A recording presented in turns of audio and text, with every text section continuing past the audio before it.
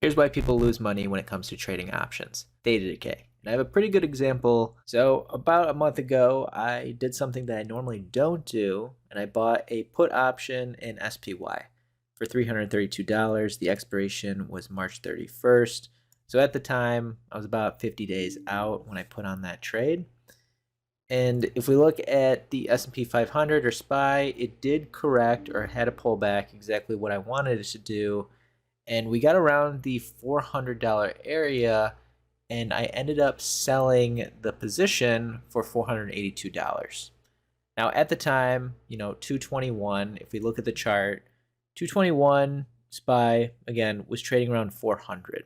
Today, SPY is trading at 395, call it, so $5 lower, which you would think, okay, that put option, if I held onto it, which was a 382 strike price put, I would have made more money if I held on to it. And so if we go to the option chain and we look at the 31st as the expiration date, 382, it's actually trading at $4.44 or $444. And that's less than what I ended up selling for it when SPY was trading at 400. And the big reason is one, Vega changed a little bit, so volatility came in a little bit.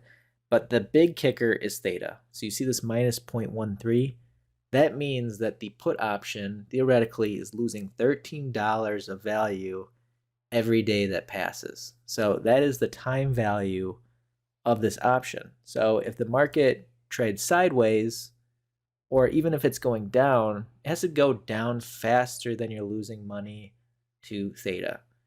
And that's what a lot of traders or people that are trading options don't realize when you're buying options, is that's actually working against you.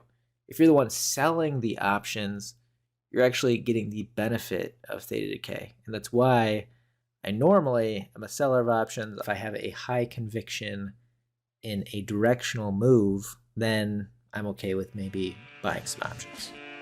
But outside of that, theta decay is a silent killer.